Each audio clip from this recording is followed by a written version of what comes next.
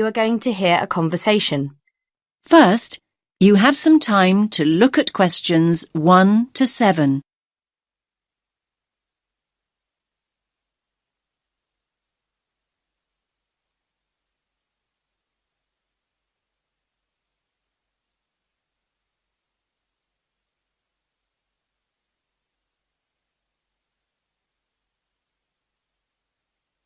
Listen carefully to the first part of the conversation and answer questions 1 to 7.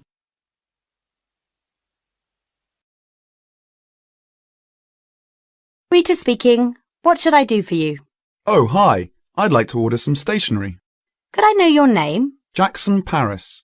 Right. Can I just confirm your account number and the name of your company, Jackson? Sure. The number is 692411. 692411. Right. And you're from Rainbow Computer? No, the company is Rainbow Communications. Oh, OK. I'll just fix that on the system. Communications. And what would you like to order, Jackson? Envelopes. We need a box of A4, that is, normal size envelopes. White, yellow or manila? We'll have the plain white, please, but the ones with the little windows. OK, one box. A4, white. Just one box, was it? On second thoughts, make those 2 boxes. We go through heaps of envelopes. As a matter of interest, are they made from recycled paper? No, you can't get white recycled paper. The recycled ones are grey, and they're more expensive, actually. Right, we'll stick to white then. Something else, Jackson? Yes, we need some coloured photocopy paper. What colours do you have? We've got purple, light blue, blue, light green, whatever you want pretty much. There are 500 sheets on the pack. Let me see. We're going to need a lot of blue paper for our new price lists. So can you give us 10 packs, please? Make sure it's the light blue, though. 10 packs of the light blue. Anything else that we can help you with? Let me think. What else do we need? I'm sure there was something else. Pens, paper clips, fax paper, computer supplies, office furniture. Oh, yes. We need floppy disks. Do you have those nice coloured ones? Yes, but they're a bit more expensive than the black ones. That's all right. I'm not paying anyway. Right, floppy disks. What about diaries next year? We've got them in stock already, and it's a good idea to order early.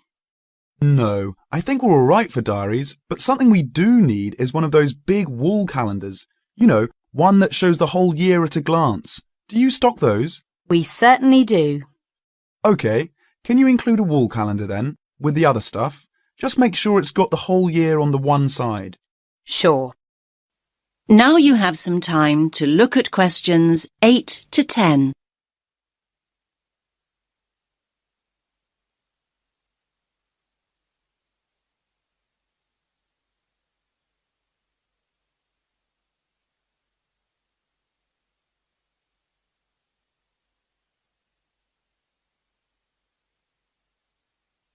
Now listen to the next part of the conversation and answer questions 8 to 10. And do you have a copy of our new catalogue? No, I don't. But would you send one? Yes, I'll pop one in with the order. You'll find it a lot easier to remember what you need if you have our catalogue in front of you next time. Yes, good idea. And when can you deliver this? Should be with you tomorrow morning. Can you make sure that it's not after 11:30 a.m? Because we have to go out at 12. There's only myself here on Fridays. Fine. I'll make a note in the delivery docket that they should deliver before 11:30. Thanks very much. Thanks.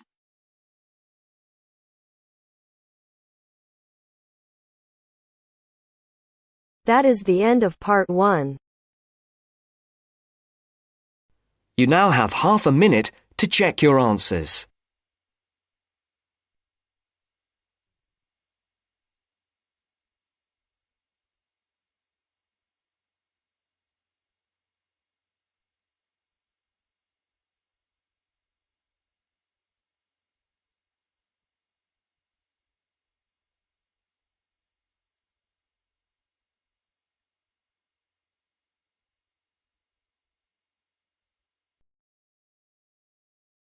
Now turns to Part 2.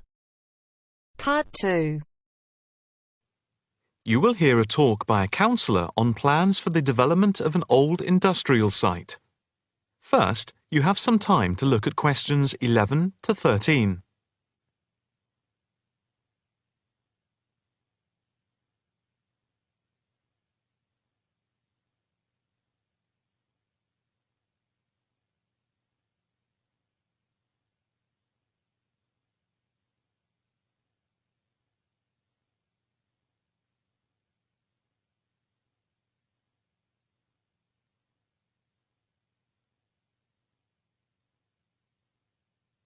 Now listen carefully and answer questions 11 to 13.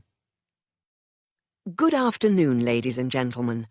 My name is Councillor Norma Boyd, and welcome to this exhibition about the development of the old paper mill factory and gasworks site, which has been lying unused for more than a decade. There has been pressure on the council to use the land to build a training centre and a small business park. However, we have been encouraged by local people to create an open area for the benefit of the community, providing much-needed space for recreation. And I now have pleasure in announcing that the plans for the creation of a park, to be called Park Royal, and for flats, have now been approved. I'm also pleased to announce that we have secured sponsorship from local organisations. More detailed plans of the developments are available from the council website, details of which are in your pack.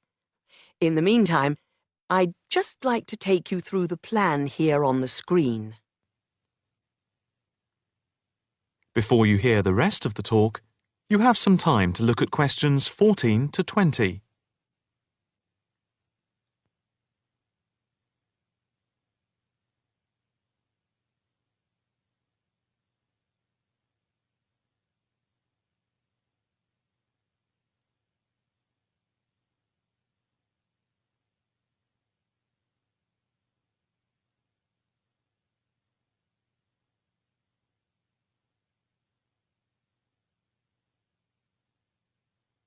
Now listen carefully and answer questions 14 to 20.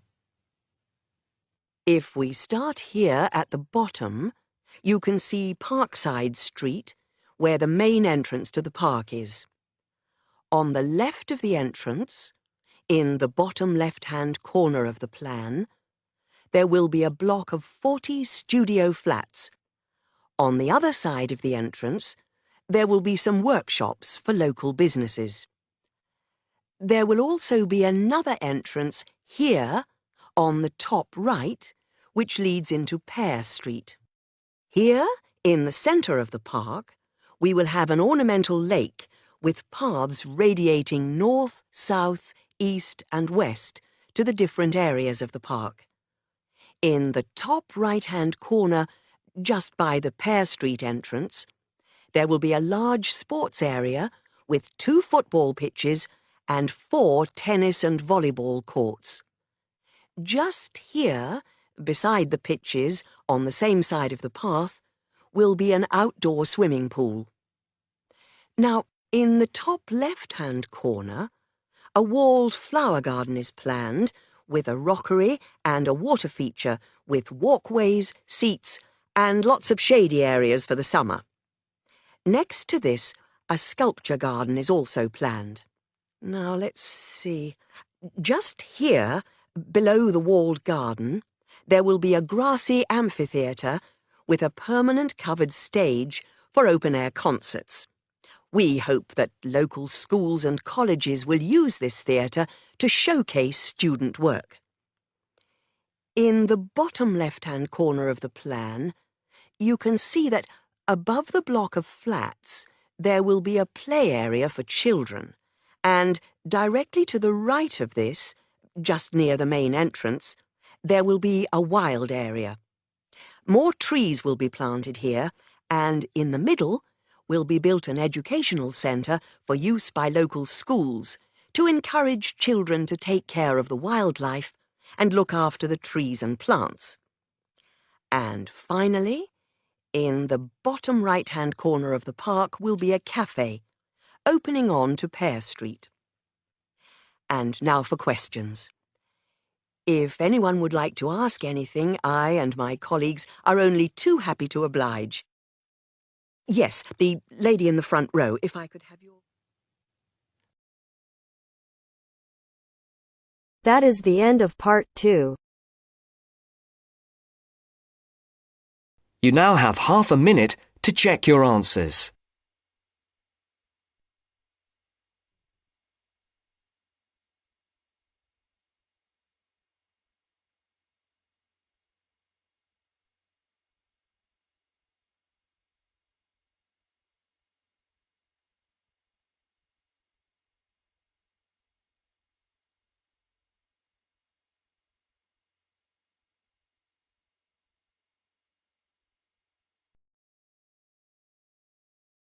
Now turns to part 3.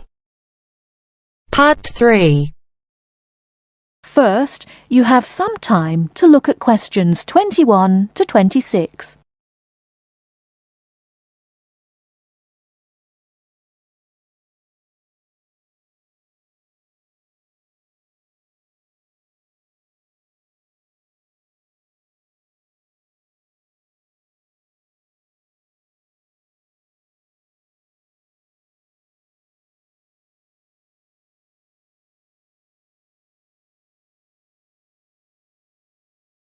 Now listen carefully and answer questions 21 to 26.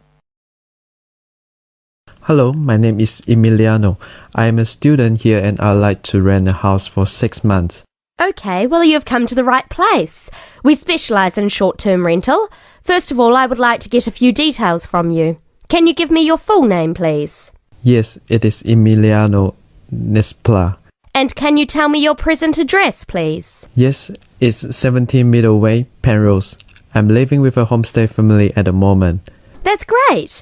Now, do you have any identification with you? Oh, and we will need a reference from someone who knows you here. Maybe your homestay family. Yes, okay. Here's my passport and a card from my language school. My referees can be Mrs. Alice Thompson. She's my homestay mother and she wouldn't mind, I'm sure. You can contact her at the same address as me, of course. OK. If we need to contact you, should we leave a message with your homestay? No, you can speak to me directly. My cell phone number is 021 548 3534. Great. Now, do you have a bank account? You will need to pay your rent by direct debit. You know, it will come out of your account automatically every month. Okay, I don't have my bank account details with me now, but I can get them and bring them back later today. That's fine. Now, can you tell me what kind of house you are looking for? Do you want to rent by yourself? No, I'm looking for a 3-bedroom house. I want to rent with my 2 friends. I will bring them in to see you later today. OK. And what areas are you interested in renting in? Well, here's a map. Can you see my school? I don't have a car, so I need to take some kind of public transport to school and I don't want to travel for more than 30 minutes each way. Do you think you have anything which is suitable? Yes, we do. Here is a list of available properties. I'll highlight the ones that could be of interest to you. Look at the map and go and have a look at the houses with your friends. Do you have a friend with a car? Yes, I do. Good. So go and look outside the houses. It will give you an idea of what the area is like. But remember, don't go into the garden or knock on the door. If you want to go in and have a look, let me know and we can arrange an appointment. Okay, can you give me an idea of price? Yes. If you look at the list, you can see the weekly rent written next to the house address. Oh yes, I can see it now. Do I need to pay anything else? Yes, you need to pay a deposit which you will get back when you move out, and you have to pay a non-refundable agent fee which is equivalent to 1 week's rent. You will have to pay your bills when they come in every month too, of course. Okay, well, thank you very much for your help. What time should I come back with my friends and my bank details? How about 2:30 this afternoon? That sounds good. Thank you for your help. I'll see you later. Thanks for coming in. Goodbye.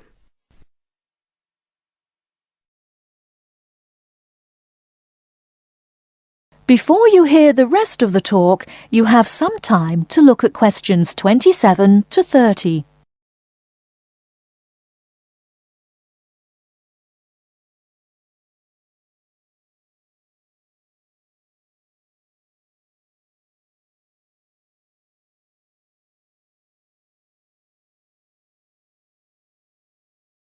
Now listen and answer questions 27 to 30. Hey, don't throw that can away.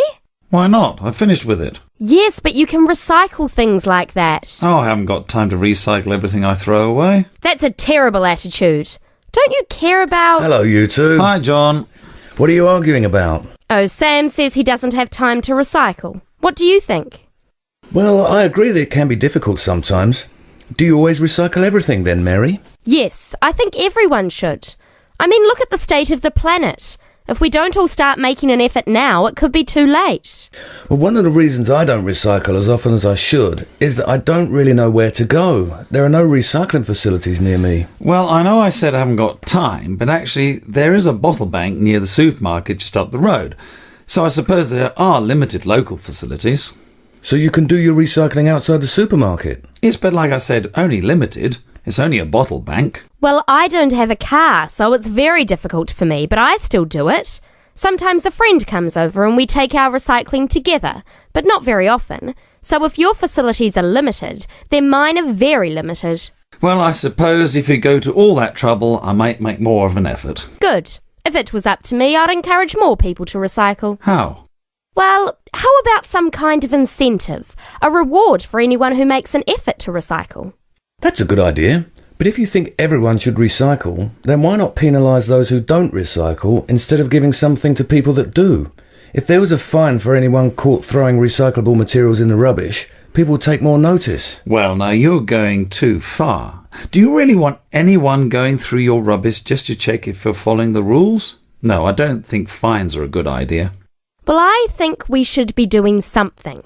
Anyway, I have to go. I've got my social science class next. See you later. Yeah, see you later. Bye.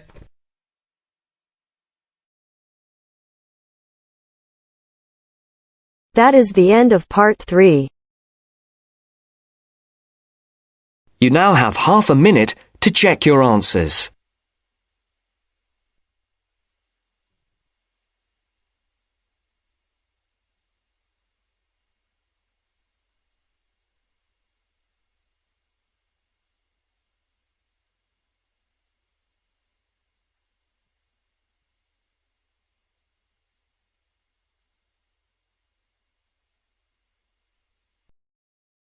Now turns to part 4. Part 4. You will hear a talk about developments in public transport in large cities. First, you have some time to look at questions 31 to 40.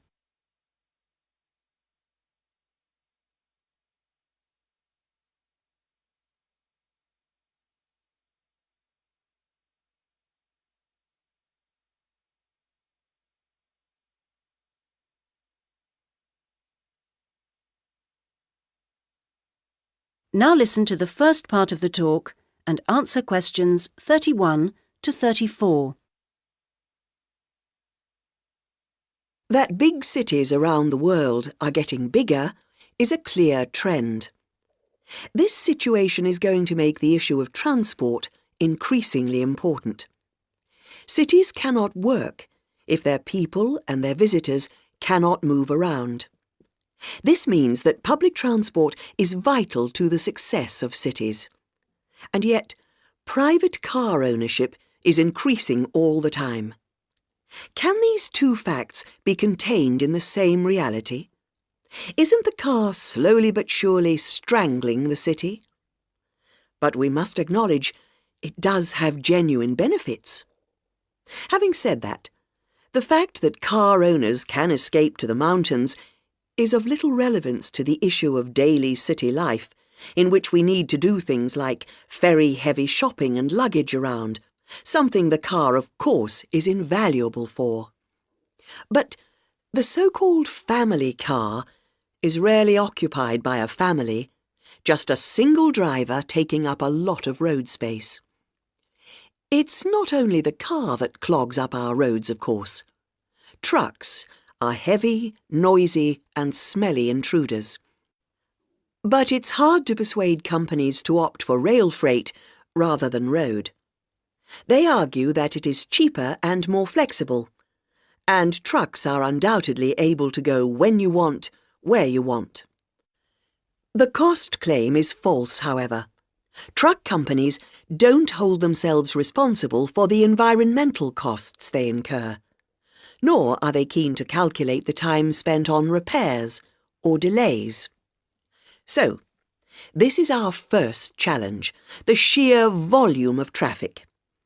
If we compare 3 developed and urbanised countries, we can see interesting differences.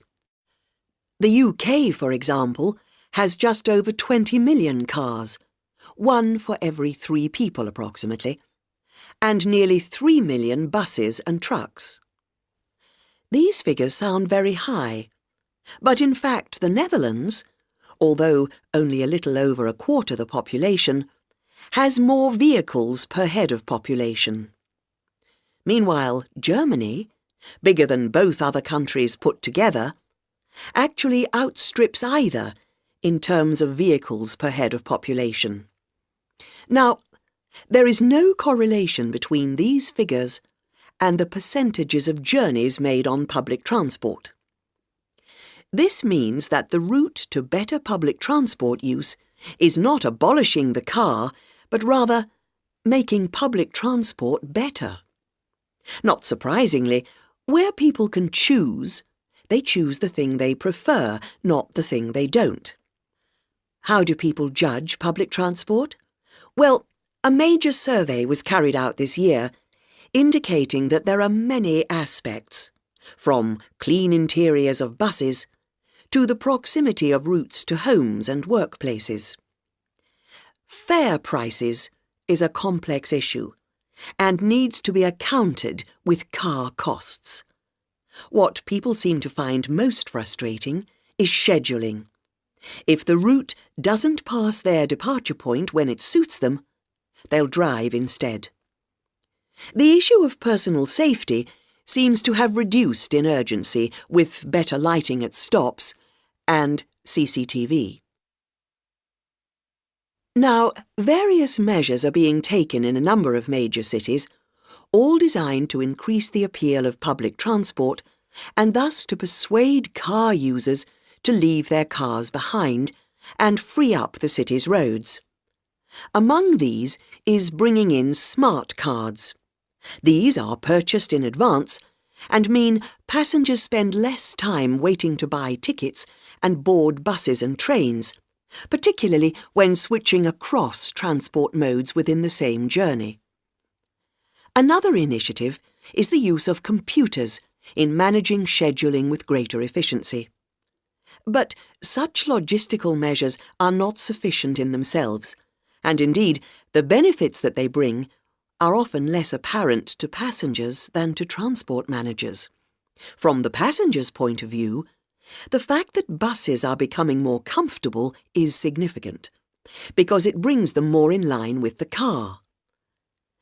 Delays and diversions are, of course, deeply irritating for passengers. Even if these can't be eliminated, ensuring that passengers have more detailed information available to them will help to reduce their sense of stress.